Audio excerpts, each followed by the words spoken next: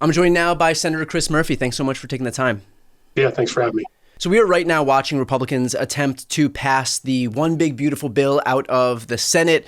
Can you explain the gimmick that they're introducing right now to make this bill seem not as bad as it actually is?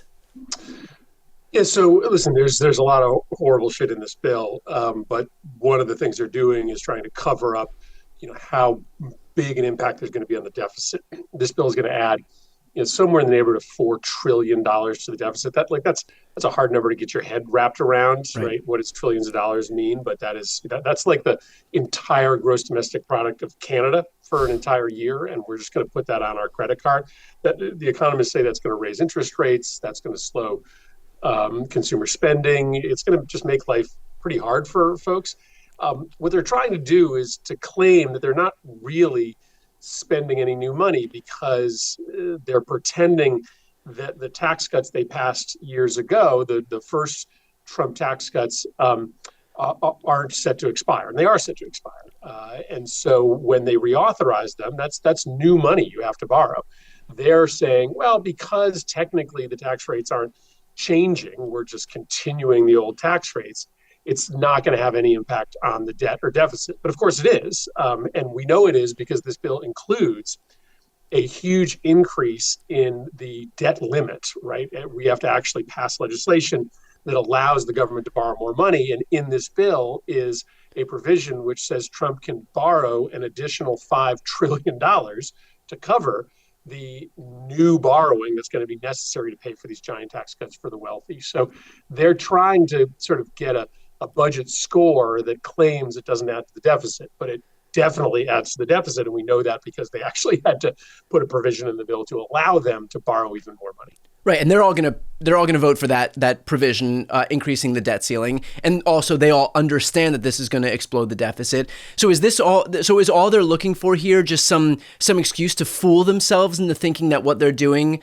is somehow not what they're doing? I mean, again, they all know better, but their whole goal here is just to lie to themselves? Yeah, I guess they get a piece of paper, right? If they pass this bill with an official budget score of 0, then they have some piece of paper to wave around and say, here, we didn't spend any money. But like you did, I mean, we are going to borrow more money. Like the actual impact of this is that we're going to borrow $4 trillion more in money. And it doesn't matter that you have a piece of paper that says we're not, because we are. So yeah, I get it's just something for them to make it easier for them to fool the American public, because they'll have this piece of paper saying, no, we didn't raise the deficit, even though, like, just watch, the deficit will go up by $4 trillion over the next 10 years because of this bill. What incentive is there for Republicans to actually speak out against this bill? Tom Tillis did, and now within the last 24 hours, he's not even running for re-election. So you basically have to have Republicans who recognize that the cost to them doing the right thing here, to them just acknowledging objective reality, is that they have to trade away their job, their influence, and their power. Well, I mean, that's true when there's only one or two people that are willing to act courageously. But if this whole caucus, if the Republican Senate caucus writ large said, no, we're not going to pass a bill that throws 17 million people off healthcare, that's insane. Right. They could be successful, but because they're requiring one or two senators to go out on a limb, the limb gets hacked off. So just like you're seeing collective action start to work in our universities against Trump, in our legal profession against Trump's extortion, it could happen for the Republican senators if they bound together. But they're not doing that. They're acting like a cult. And in a cult, if one member speaks out, something bad happens to them. And in this case, Senator Tillis got threatened with a primary, and he decided that he couldn't win that primary, so he announced he's retiring. Is there anything happening behind the scenes among some of these squishy Republicans who may have voted to advance the bill, but maybe less convinced as it relates to the actual final passage of this bill? Or is this whole, this idea that suddenly we're going to appeal to some moderate members of the GOP just a fool's errand? No, it's not a fool's errand. I mean, we are still here on Monday evening without a final vote scheduled, when they originally wanted to vote on Thursday or Friday of last week, because they don't have the votes yet. They've lost 2 votes, Tom Tillis and Rand Paul. There are two or three others that are not yet committed. They are trying to change the bill at the last minute to win the votes of people like Murkowski and Susan Collins. But, 10 hours before the final vote on the repeal of the Affordable Care Act back in 2017, I think most pundits would have said, yeah, it's a done deal. They'll get their votes in the end. It's their number one agenda item. Of course, they're going to repeal the Affordable Care Act. And, Right.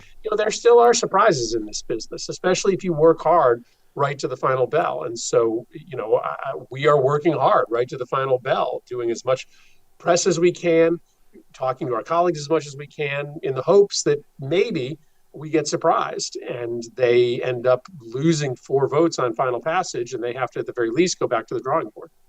Can you speak a little bit about what this would do to the clean energy provisions, which, by the way, and I'm sure you can talk about this and I'll talk about this more, by the way, are the only thing that keeps us competitive with a country like China that clearly understands where things are going moving forward in the future.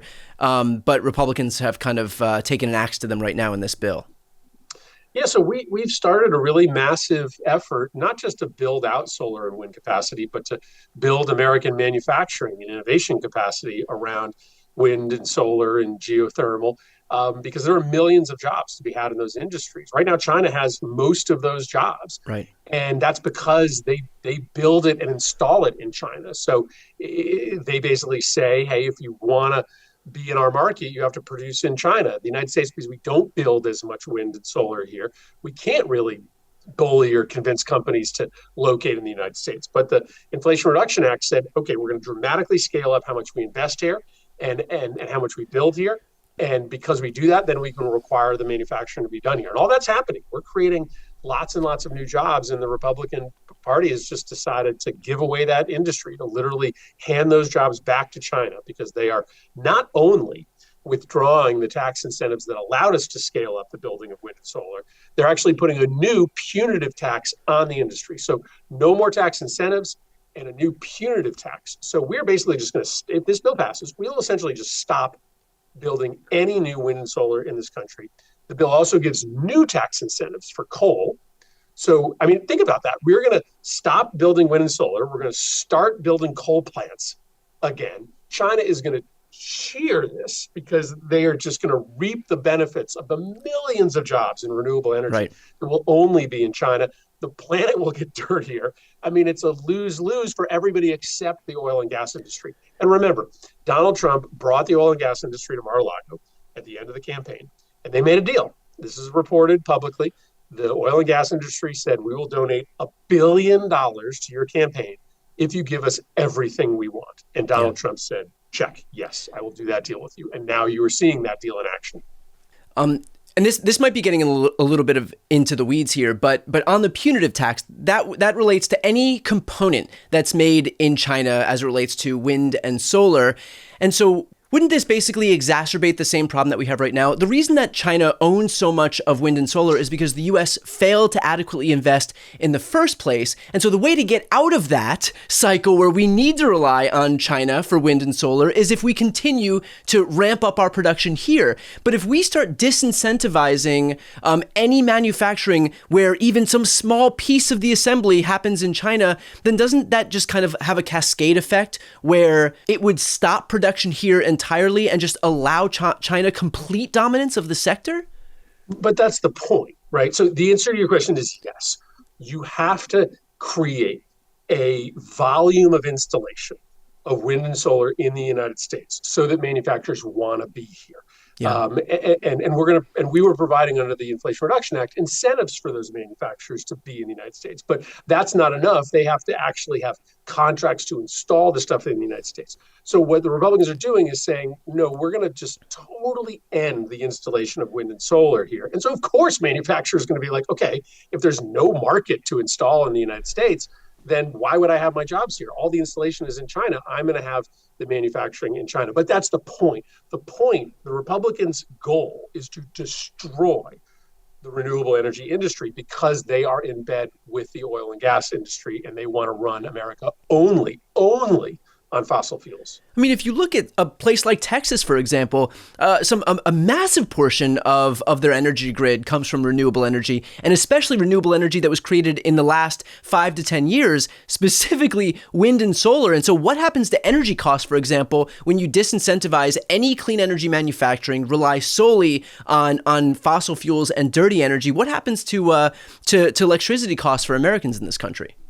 Well, the estimates are that electricity costs are going to go up anywhere from 5% to 20% all across the country, because what this bill does, the way that it's drafted, is that it shuts down a ton of projects that are mid-development. A lot of wind and solar programs that energy companies, that distribution companies were relying on to come online, increase supply, and keep costs down are going to stop mid-project. So bills are going to go up because the supply is coming way down of energy. And it'll be worse in states that have more wind and solar. Then those tend to be southern states. They frankly tend to be Republican states. So the estimates are in Texas, prices could go up 20%. In Connecticut, they actually won't go up as much. They'll go up by about 5% because we have less renewables feeding into our grid. But it's a big price jump at a moment when Americans can't afford that. So you have higher energy costs. You have 16, 17 million people that are going to get kicked off of Medicaid. You have hundreds of billions of dollars that are being stripped out of food assistance. You have all of this to fund a tax cut for millionaires and billionaires. How are Republicans trying to frame this as anything but the largest transfer of wealth from the poorest Americans to the richest Americans in the history of this country? Well, and if you add in the tariffs, which may or may not go into effect, what economists say is that 80% of Americans would see their costs increase, meaning they'd lose money when this bill is passed. If the tariffs don't go into effect, it's probably the poorest 30 to 40% of Americans, but you were still talking about robbing from the poor and sort of lower middle class folks, and using the money you robbed from them to give what will be on average about a $270,000 tax cut for the richest families in America. So how are Republicans getting away with this? Well, a lot of it is sort of their typical immigration scare tactics. There is a lot of money in this bill for, immigration enforcement and these roundups in the border. And they say, well, we're protecting America with this bill. Some of it is that they still tell this story of trickle-down economics, that if you give all this money away to corporations and millionaires, that it'll find its way down to other people. And then the final way is that they just lie. I mean, you've seen Speaker Johnson say there's no Medicaid cuts in this bill. Caroline Leavitt said the same thing. Yeah, people will believe them. Leavitt said the same thing. Trump said the same thing. I mean, there's a long list of these Republicans, all of whom are coming out and saying this is not going to have any impact on Medicaid. This is not going to have any impact on. I mean, you have Caroline Leavitt, who's pointing to some group within the executive branch itself that's saying this bill is actually going to reduce the deficit by $1.6 trillion. So it's just make believe, like just pulling facts and statistics right out of their asses. Yeah, I mean, but this is what happens in a democracy that starts to die: is that truth evaporates. And think back to when Pete Hegseth said those signal threads that you saw involved no war plans, involved no classified information, right? And we were like, what are you like? Of course they did. We're reading them like they are the definition of war plans. That's classified information. But this is an administration that really thinks they can tell you, 4 + 4 = 7. Yeah. And that if they say it enough, you will believe 4 + 4 = 7. And unfortunately, they're not totally wrong, because there is a segment of the country who just, doesn't ever hear the other side of the story, only hears their side of the story and believes that there's no Medicaid cuts in this bill, even though there are now there's $930 billion of Medicaid cuts in the bill.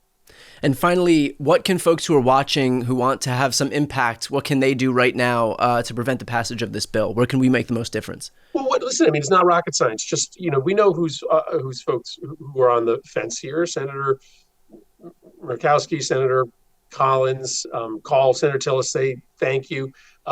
There's a short list of folks who are still not a yes on this bill yet, and just flood their offices with calls. If you're in their state, show up to their district offices. Make it impossible for these Republicans to come to the conclusion that they're not going to pay at least a political price, for passing this bill. They're all going to pay a moral price. They're going to have to sleep at night as kids don't get fed and people lose their health care and die, but we also want to make sure that they know they're going to lose their seats. Perfectly put. And again, for anybody watching, that number is 202-224-3121. We'll put it on the screen as well. Senator Murphy, thank you for your time. All right. Thanks, man.